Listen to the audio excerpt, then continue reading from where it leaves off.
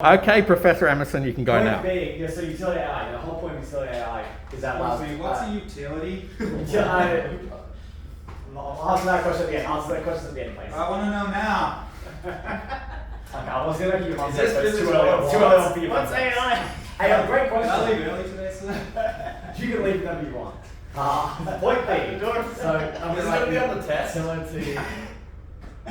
We are going to discover the limits of Emerson's Yeah, optimism. very good. So the whole point of utility AI is that it allows dynamic and emergent decisions. Are you an AI? Good question. What we're going to do is we're going to look at basically the first thing you have, the first step is you have what's called the considerations. Now, considerations are basic questions. So, like, We have questions. you can, a whole questions are at the end. So you got reload, you got maybe move. You spelled it wrong. I did. I was thinking it was correct. I was like, that doesn't Maybe it was look a right. test. Shoot. Exactly. You're paying attention. You're paying attention. You get 1 Emerson point. Okay. So you get 1 EP point. So the point being is with each of these considerations, okay, with each of these considerations, you give them a weighting. So that's the second stage, is your weighting stage. So with reloading, what we're going to do is we're going to do 2 weighting. Now, the question is basically, when do you want to reload? How should we determine when someone wants to reload? It's actually pretty simple. You can use a graph, right?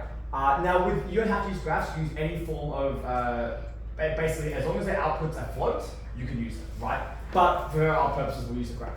So, on this here, we'll go ammo. So ammo left, and then we'll have a weighting value up here. And basically, we want to do it in basically like a little inverse linear graph. Actually, no, just a regular graph. So we should be able to do like that. So, no, other way. I am sleeping. Other way. So the whole idea is if we have, let's say we have 10 bullets left, right? We have 10 left. That goes up, and then that gives us 66% weighting. That reload consideration now is a 66% chance of occurring. Right? And all that needs to be is just ammo, and that's ammo by max ammo, essentially. And because that's 33%, right, so that's 10 ammo or 33%. That gives us 66% consideration. That consideration now means that we have 66% chance to reload. Now, all we do is we run similar calculations for every other consideration we want, and then we just see whichever one's the highest, and we pick that one and execute.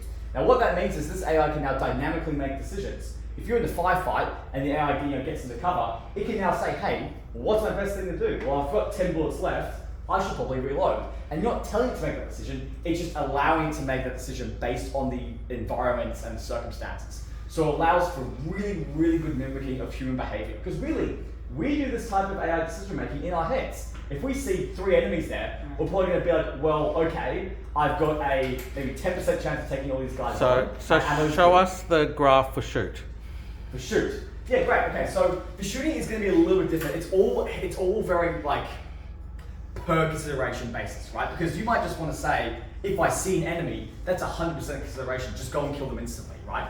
It depends on what you're trying to achieve with your AI. If you want something like self-preservation, use like a graph. Yes. That's where goal-oriented action programming comes in. You could absolutely use goal with that kind of stuff. And this is more of like a high-level framework like that. So you can basically have each of these considerational tasks execute whatever you want, whatever other system you want. This is a either or. It tries to do the same thing that GOAP would do, but they do it in different ways. Yeah, Sure. So You again, use both in one for this, so it goes hand in hand. yeah, this is a super flexible framework and works with any system. At least that I've found previously. I really enjoy using the system because again, I made shooter AI before, where the reason why I had to use the system in the first place was I had to figure out, okay, when should I tell this guy to reload? Because I don't know, should I make it every time you have less than 10 bullets or like 10% of the ammo? That's when you reload? Well, So, that might not be best. So the graph for shoot is going to have to take into account if you can see the player, For sure. but So let's look into it's that. also going to have to take into account if you've got any ammo. So it's going to take into account things like your ammo, distance, Who to shoot. yeah, number of enemies, yeah, who's closest. Goal-oriented comes in. Enemies. The same thing goes for reload. So In this, you don't make that decision of I'm not doing anything, I might as well reload.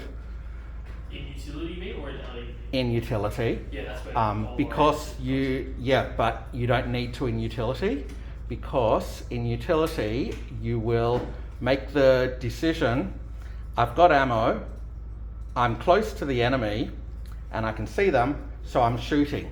So it might want to reload with 66%, but it wants to shoot with 80%. So it shoots at them. It doesn't just stupidly reload in the middle of a firefight when it has ammo, but you have to make sure it doesn't by making sure that whenever it would be stupid to reload, the shoot will be higher than the reload. Yeah, of course. Then when the player is dead or they didn't find the player, if they've got full ammo, they will reload. If they don't have full ammo, it's 66%. Is there anything they would rather do more? Yeah. If not, they'll reload. So they don't have to be idle. They could be walking to their grandma's house, but that's only got a 20%. So they will reload. They'll stop walking, reload, and then continue walking. Or if they are idle, that 66% is likely to be higher than whatever the idle action is until they reload. Then it's likely to be lower. If they have a machine gun with 300 ammo and they're on 298, the reload might be low enough that it's lower than their idle and they don't bother reloading, just for those two. So we sidestep what Goat would be doing, which would be saying, I'm idle, it's a good time.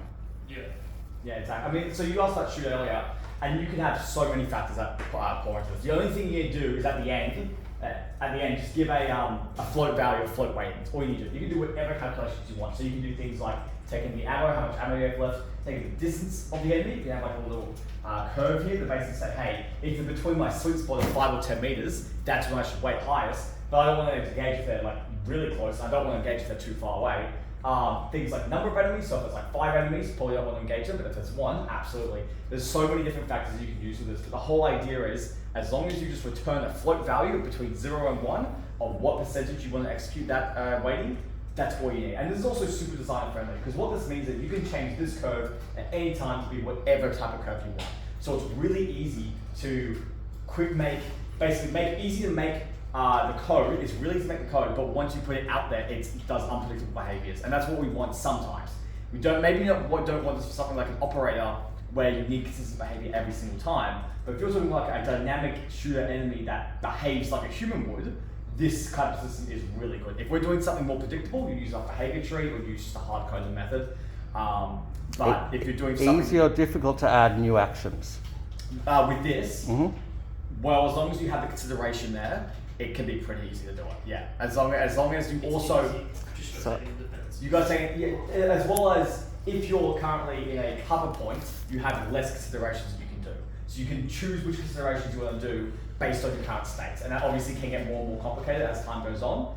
But again, as long as you structure it, same with any system, if you structure it right, it'll be pretty easy to add in things. So, can you tell us some of the disadvantages of this over, say, Go? The biggest disadvantage is that it's hard to predictably test. That's the biggest thing, and by that I mean, if you're currently putting into a let's say you're putting into like a regular environment, right? You have to get the AI to get down to this level of ammo before he will execute that. Versus if you want to test, let's say if you want to test between, actually no, let me restart. If you want to test it, basically make reloading happen more often than moving, you have to do a lot of iterative testing to make sure that this will occur more than that, and you have to make sure you get your weightings right. If your weightings and considerations are wrong, the whole system is messed up. This assumes, in 1 second, this assumes that your weightings will be correct. So you have to make sure the data you give it is correct. If your weightings are messed up, if your weightings are messed up, then the system's useless. That's not very useful. Yes.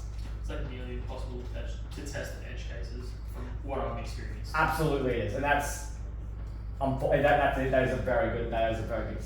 You're absolutely right. Is that once you get to the point where you have a lot of systems in, or let's say you're standing, and then you've got your cover, and then you've got maybe a prone. You've got like 3 different versions, all the considerations in those.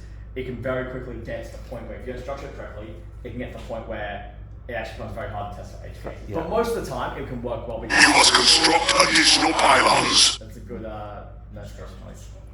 So it's got a nice strength that can lead to problems, that it's really easy to add new actions.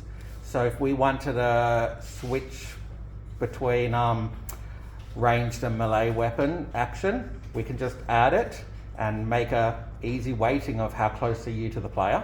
Yeah. I actually I had a system Yep. in one of my projects that was actually switch weapons. Like the things we do was switch weapons based on how far the enemy was. Yep. So every weapon had the max range, and if it exceeded the max range, you would switch to your other Yep. weapon and get access to that. And But if we had, say, our shooting that takes into account distance without that weird curve, yeah. so that the closer you are, the more likely you want to shoot until you run out of ammo, then that could end up always higher than the desire to switch to a melee weapon. Yeah. So as you add more, it's easy to add them, but it's not, it can end up with situations where some actions never get triggered, even though they've got entirely sensible rules, because some other action that's also sensible always ends up higher in the same situations. Yeah, they can get very hard. So then at that point, of course, you would have to spot that shooting is always higher, which is